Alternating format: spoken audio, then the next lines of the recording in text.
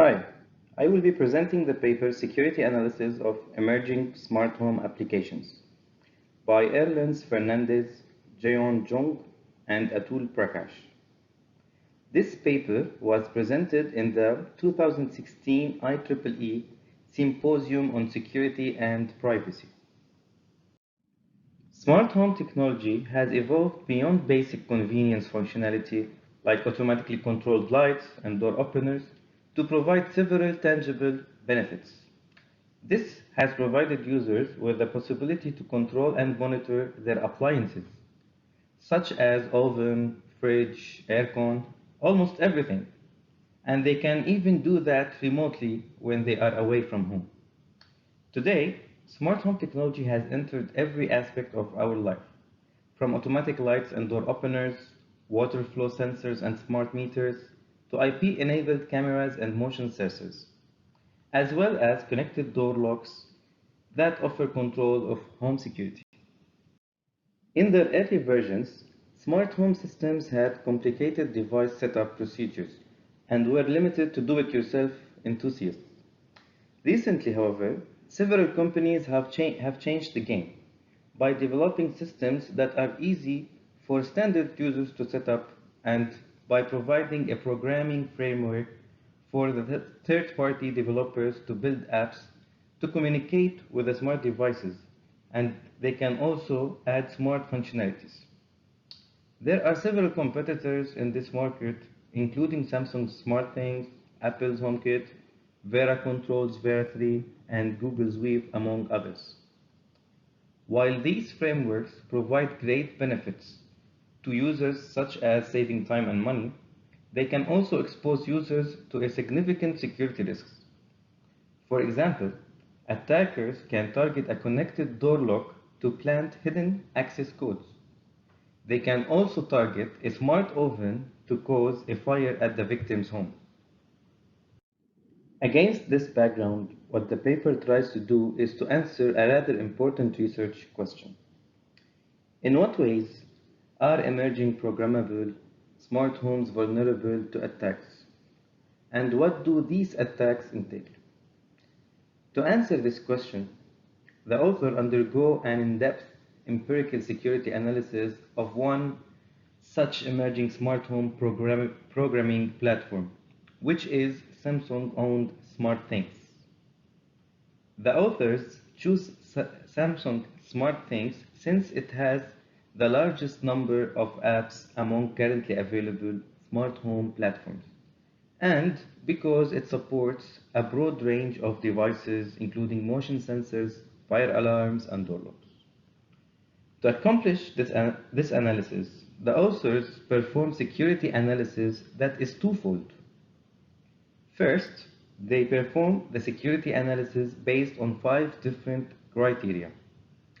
Least privilege principle adherence, sensitive event data protection, external third-party integration safety, external input sanitization, access control of external communication APIs.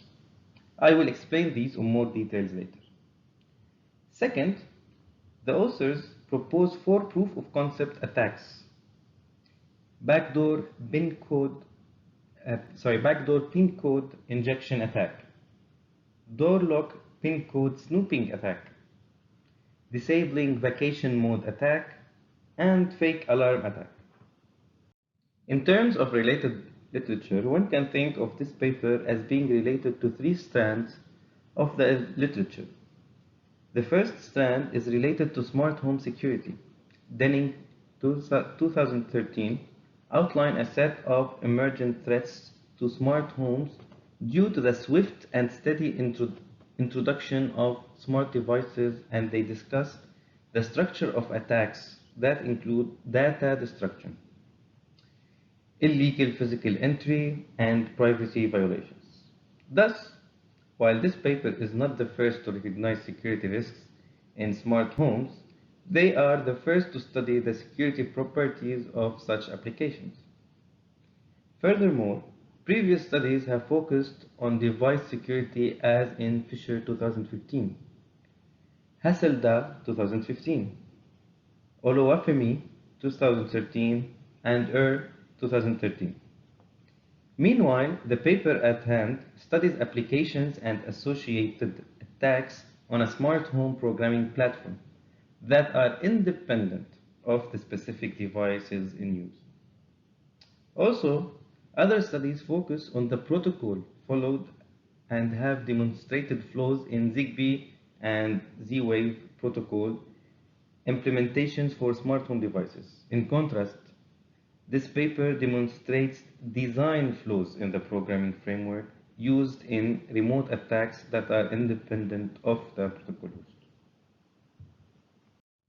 The second strand of the literature this paper relates to is the concept of overprivilege and least privilege.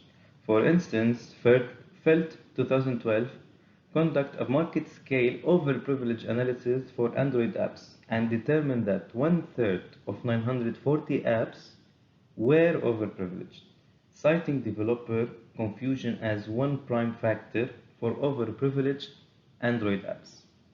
This paper is along similar lines except that it analyzes a relatively closed system in which the apps only run on a proprietary cloud backend and control devices in home via proprietary protocol. In another paper, Wu 2012 designed P-Scout, a static analysis framework for Android source code to produce a complete permission specifications for different Android versions. While the current paper is also concerned with computing overprivilege, unlike P-Scout, it relies on analyzing the protocol operating between the SmartThings backend and the client-side web IDE. Finally, the last strand of the literature this paper relates to is the concept of permission. For instance, Rosner 2012 introduced user-driven access control, where the user is kept in the loop when an app uses a sensitive resource. In the current paper, the effectiveness of the SmartThings capability model in protecting sensitive device operations from malicious smart apps is discussed. However, the paper does not tackle permission directly and leave this for future work opportunity. Before discussing the main result of this paper, it is important to understand how SmartThings architecture is designed. The SmartThings ecosystem consists of three major components: hubs, which are the SmartThings cloud backend, and the smartphone companion app.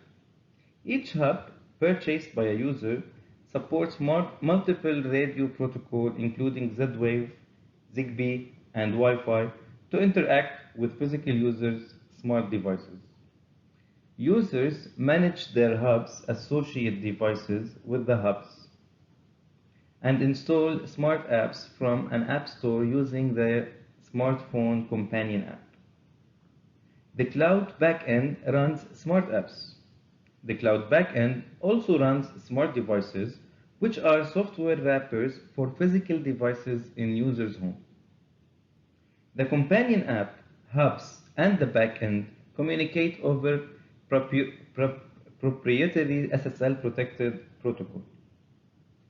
Smart apps and smart devices communicate in two ways.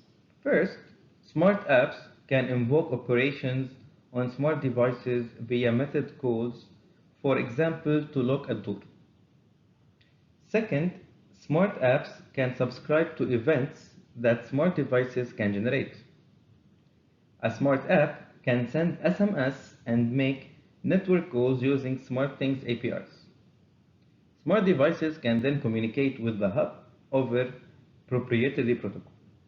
The programming framework that enables creating smart apps and smart devices is a restricted subset of Groovy, a language that compiles to Java bytecode. Finally, for securing the web services endpoints, the cloud backend provides an OAuth-based authentication service.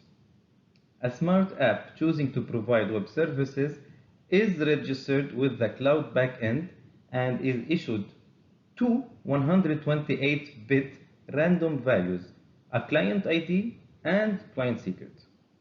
As I mentioned earlier, the authors analyzed the security of smart things based on 5 criteria. The first criterion is least privilege principle adherence, meaning, does the capability model protect sensitive operations of devices against untrusted or benign but buggy smart apps? The second criterion is sensitive event data protection, meaning, what access control methods are provided to protect sensitive event data generated by the devices? The third criterion is external or third-party integration safety, meaning, do smart apps and third-party counterpart apps interact in a secure manner? The fourth criterion is external input sanitization, meaning, how does a web service smart app protect itself against untrusted external input? The fifth criterion is access control of external communication APIs, meaning, how does the SmartThings cloud backend restrict external communication abilities for untrusted smart apps? In terms of findings, the authors find the following. First, when it comes to least privilege principle adherence, they find that least privilege principles in SmartThings provide access to multiple commands and attributes for a device. A smart app thus can end up obtaining more capabilities than it requests. Second, in terms of sensitive event data protection, they find that once a smart app is approved for access to a smart device after a capability request, the smart app can also monitor any event data published by that smart device. Third, in relation to third-party integration safety, the authors show that incorrect SmartThings OAuth protocol implementation can be used to steal an OAuth token and then use it to exploit the smart app remotely. Fourth, when it comes to external input sanitization, the authors find that apps which use the groovy dynamic method invocation could be vulnerable to attacks that exploit overprivilege and trick apps into performing unintended actions. Fifth, in relation to access control of external APIs, the authors show that smart apps can send SMS to arbitrary numbers via SmartThings provided service. Such a design choice allows malicious smart apps to abuse this ability to leak sensitive information from a victim's home. The authors then perform an empirical security analysis where they download 499 smart apps from the SmartThings App Store and perform a large-scale analysis. They find that 26 smart apps use the potentially unsafe groovy dynamic method invocation, which I just mentioned earlier. 36 smart apps use unrestricted internet APIs. 131 smart apps use unrestricted SMS API. 213 smart apps have overprivilege due to smart app and smart device binding. 276 smart apps have overprivilege due to coarse-grained capability, which allows the app to have more capabilities than it actually requests. The authors then proceed to show 4 concrete ways in which they combine various security design flows and developer bugs to weaken home security. The first proof of concept attack they demonstrate is backdoor pin code injection attack. They downloaded a popular Android app from the Google Play Store for SmartThings that simplifies remote device interaction and management. They obtain an OAuth token for a victim's SmartThings deployment. And if the smart app uses the unsafe groovy dynamic method invocation, they inject an appropriately formatted command string over OAuth. The second proof of concept attack is door lock pin code snooping attack. This attack uses a battery monitor smart app that hides its malicious intent at the source code level. The battery monitor smart app reads the battery level of various battery-powered devices paired with the SmartThings hub. All they do is have the battery monitor smart app register for all types of code repo, which would allow it to snoop door lock code when the user sets it. The third proof of concept attack is disabling vacation mode attack. They developed an app that raises a false mode change event. The app interferes with the occupancy simulation smart app and makes it stop, therefore disabling the protection setup for the vacation mode. This attack required only one line of attack code and can be launched from any smart app without requiring specific capabilities. The fourth proof of concept attack is fake alarm attack.